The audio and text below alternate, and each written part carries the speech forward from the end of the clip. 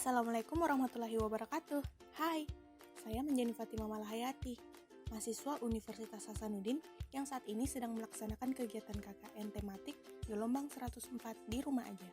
Nah, ini merupakan salah satu program kerja saya, video informatif terkait limbah APD yang mencemari laut di tengah pandemi. Kalian pasti sudah pernah melihat beberapa video unggahan di sosial media yang mengangkat isu bahan pencemar di laut berasal dari limbah medis atau limbah APD. Berikut akan saya tampilkan beberapa cuplikan limbah APD yang mencemari laut. Disimak ya.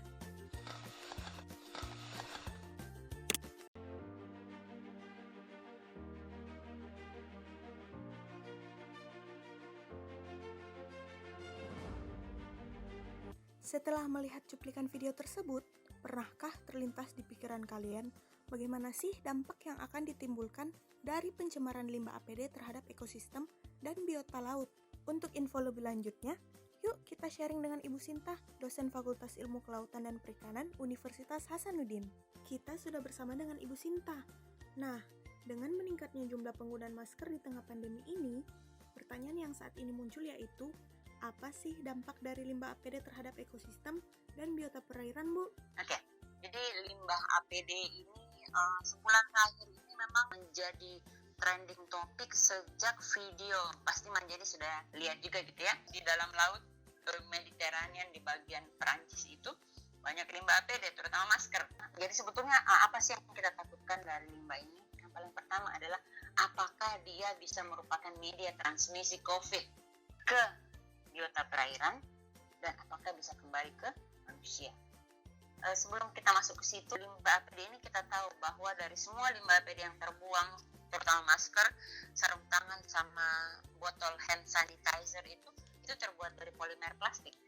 Jadi sehingga kalau apapun yang terbuat dari polimer plastik, semua samalah dampaknya terhadap plastik yang sekarang lagi trending topik juga, sampah plastik.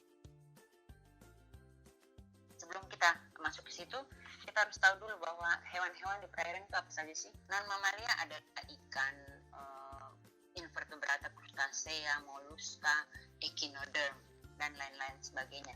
Kemudian mamalia, mamalia kan tahu paus, beluga. Untuk biota yang dalam kelompok yang pertama tadi, ya kelompok non-mamalia, kita bahas dengan itu dulu ya. Ada penelitian yang dilakukan oleh Bonded dan Riantoso dalam publikasinya yang berjudul SARS-CoV-2 is not known to infect aquatic food animals nor contaminate their product. Kemudian juga harus tahu bahwa COVID-19 itu penyakitnya dan SARS-CoV-2 adalah virusnya. Lalu bagaimana cara virus SARS-CoV-2 tersebut melekat pada makhluk hidup? Oke, setelah saya baca, ternyata virus SARS-CoV-2 ini kalau dia mau menginfeksi, dia kan hanya bisa bertahan hidup atau bisa mereplikasi dirinya di dalam makhluk hidup. Sebelum dia mereplikasi, dia harus melekat pada reseptor khusus. Namanya angiotensin converting enzyme 2 atau ACE2. Kalau dia tidak punya reseptor itu di dalam makhluk hidup tersebut, dia tidak bisa melekat. Kalau dia tidak bisa melekat, berarti dia tidak bisa mereplikasi dirinya. Berarti dia tidak berbahaya. Nah, pada kelompok tadi non-mamalia, itu tidak ada ACE2. Jadi, dari sisi itu kita lihat dia tidak bisa menginfeksi. Dan yang kedua adalah bahwa target organ SARS-CoV-2 ini menyerang di paru-paru. Pada umumnya yang tadi kita bicarakan, hewan itu tidak memiliki paru-paru kan? Jadi kita sudah mengambil kesimpulan bahwa dia tidak bisa menginfeksi. SARS-CoV-2 atau penyakit COVID-19 itu tidak bisa terjadi pada kelompok hewan perairan non-mamalia. Kemudian bagaimana dengan mamalia, Bu? Seperti lumba-lumba, ikan paus, beluga, anjing laut, dan sebagainya. Apakah mereka juga bisa terinfeksi virus SARS-CoV-2? Nah, penelitian Nabi dan Khan 2020 dalam judul publikasinya Risk of COVID-19 Pneumonia in Aquatic Mammals. Mamalia itu memiliki reseptor ACE2 sehingga kemungkinan jika ada SARS-CoV-2 di perairan dan tertelan oleh mamalia tersebut, bisa saja dia terinfeksi oleh SARS-CoV-2 pada mamalia perairan karena dia memiliki ACE2. Jadi kita bisa simpulkan bahwa mamalia perairan kemungkinan bisa terinfeksi karena memiliki S2, dan jika terinfeksi bisa mentransmisikan ke biota di perairan lain karena dia bisa berenang ribuan kilometer. Berdasarkan penelitian, permukaan apa saja itu kemungkinan bisa bertahan walaupun dia tidak terinfeksi, tidak menginfeksi ikannya misalnya, tapi bisa saja dia berada di permukaan ikan.